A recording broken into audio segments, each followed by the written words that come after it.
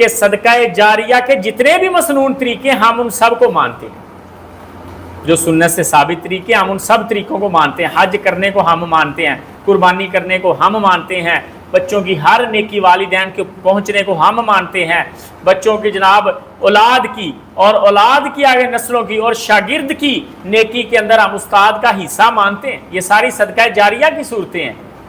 لیکن قرآن خوانی کروانا بٹھا کے کسی بڑے کے لیے یہ طریقہ کار ثابت نہیں، یہ طریقہ کار ثابت نہیں ہے کہ مدرسے سے قرآن خرید لینا۔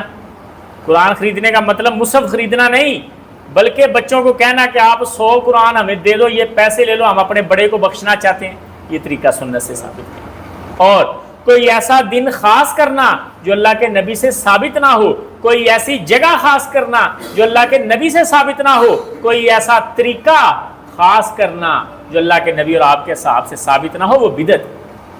تو ہم صدقہ جاریہ اور ایصال ثواب کے قائل ہیں، لیکن ہم کہتے ہیں صرف ان طریقوں کو مانیں جو اللہ کے نبی اور آپ کے صحاب سے ثابت۔ کوئی نیا طریقہ ایجاد نہ کریں صدقہ جاریہ یا ایصال ثواب کا، کیونکہ دین کے اندر دین سمجھ کے جو بھی نیا طریقہ جاری کیا جائے وہ بدعت ہوتا ہے۔ اس چیز سے بچیں۔